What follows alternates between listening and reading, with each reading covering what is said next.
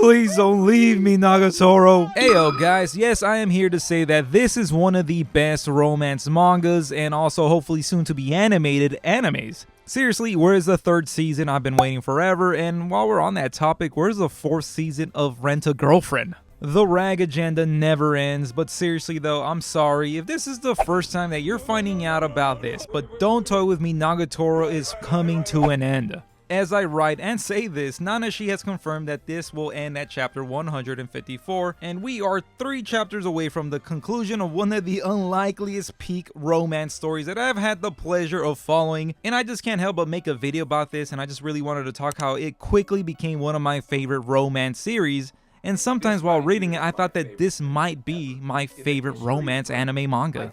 And you might not believe me when there's things like this, and that in the anime that just kind of turns people away, but when you start reading the manga and go progress through the story, you start to see this, and that, and it's just so wholesome and beautiful to read. This show is a slow burn at the start that has an idea that it wants to explore, and it's of course bullying. And I've said it before, this series has one of the highest barriers of entry because it will be a tough watch for those that aren't open to these kind of kinks, shows. Your average Jujutsu Kaisen watcher isn't going to be interested in this, but someone who watches maybe Horimiya, Fruit Baskets, hell even Kaguya-sama Love is War might be put off by it. Of course, we know about the 1st season, or the first couple of chapters if you decide to read, that this series is hard set on selling you on this very aggressive girl bullying her upperclassmen and, of course, fan service. Not a lot of fan service, but just enough to turn people away. You know what, I want to take that back. There's quite a few fan service in this. However, don't let that fool you because this evolves into a beautiful story of 2 underachieving students who help each other, push each other to become better in their respective passions, and in the process grow to become better for each other. But it's not an overnight success because of course we gotta have fan service. Naoto, better known as Senpai, still gets flustered by Nagatoro's aggressive teasing because by nature that's just who she is. She loves to tease. So don't ever expect Nagatoro to stop toying with Naoto because it's not going to happen. But hey, we do get a lot of nice moments between them because, you know, she does like him.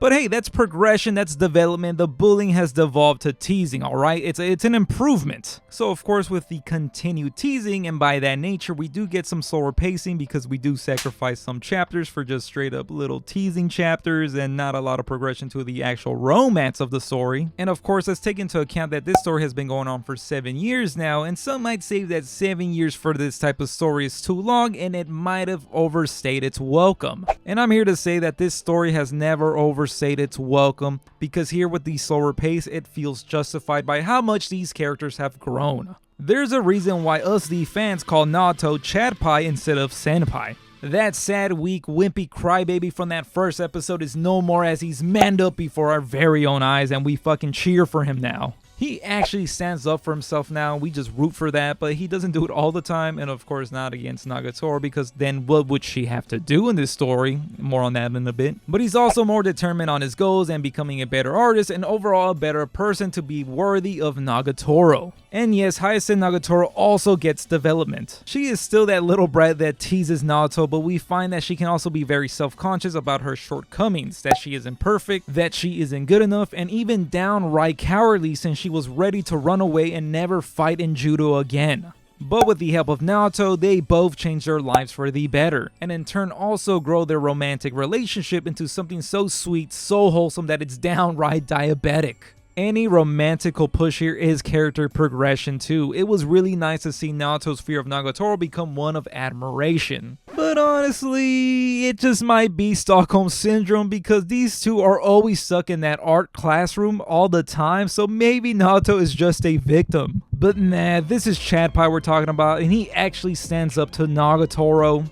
Sometimes, not all the time, but sometimes. And that's what you call development, because a lot of the time we see that wimpy senpai archetype character that will get no development, and that's what made Don't Toy With Me Nagatoro so refreshing to see and read. Seeing Naoto grow up and get the courage to open up to Nagatoro and in turn both fall for each other just felt like a masterclass in romance from the unlikeliest of stories. And the one criticism that I give this series is that the side characters don't ever expand from only being supportive characters. But hey, our protagonist hard carry, and I ain't even mad about it because they made it worth it. And I don't know if this even is spoilers, but I'll put spoiler tags right here and then, you know, just follow the timestamp to skip over to.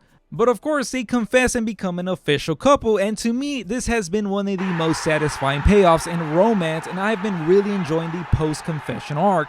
And then we get hit by the isekai truck that this is ending so soon. And I know that it's never a good thing to stretch out a story, but I have to say that my one complaint about it ending so suddenly is that we finally got to the peak of the story that can continue rewarding us with so many more highs. We only have 3 chapters left, so we unfortunately won't get to see any further dates. The post-Naoto graduating school thus becoming the sort of long-distance arc where they don't get to see each other at school anymore, and of course the cliche school romance tropes that we all love, right? Man, we're not gonna get to see the school festival arc, man. Ugh, so upset.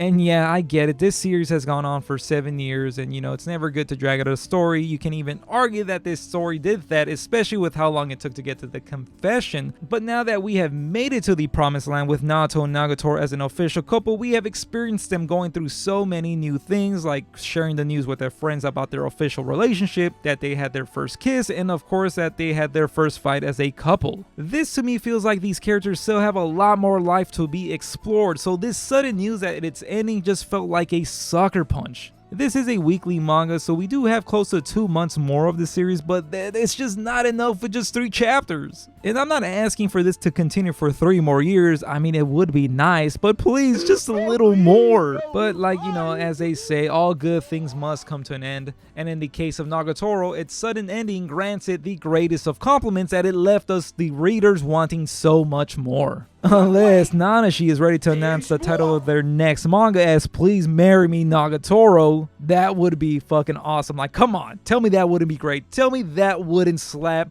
At least a one-shot epilogue. Please give us something more. And I don't know who the fuck I am to be saying this, but I crown Don't Toy With Me Nagatoro as one of the kings of romance and a series that you should definitely check out. So we've reached the end of this video, and you know, let me know down in the comments how you feel as we're coming to the end of Nagatoro and how much this series has meant to you. To me, this has been so bittersweet, the announcement of the ending, because I love this series. I loved following it bi-weekly. It was just one of those really feel-good mangas to just read, because I'm telling you, the romance here was so wholesome. It's something I did not expect. Now my weekly manga schedule is so messed up. I have this big hole on Nagatoro Mondays. Like, if you guys have any recommendations, please leave them down in the comments below. And also, since you made it so far into this video, please don't forget to hit the video with a like. That would help me so much, especially if you're a fellow Nagatoro fan. Let's help each other out. And while you're at it, why not subscribe and help me, you know, forget about the pain of losing Nagatoro now. Please, just hit the subscribe button. And with that, I'll catch you guys on the next one. Thanks for watching, I appreciate you. At least I still have you, Rent-A-Girlfriend.